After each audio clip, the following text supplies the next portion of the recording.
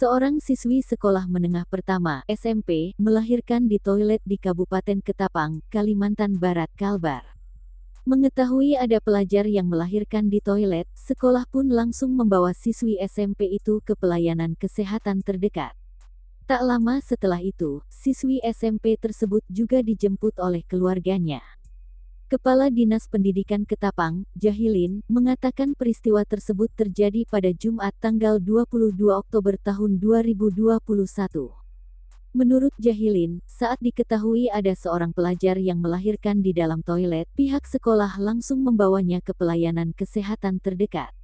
Jahilin melanjutkan, siswi tersebut akan diberikan izin untuk mengikuti ujian saat kondisi kesehatan setelah melahirkan membaik.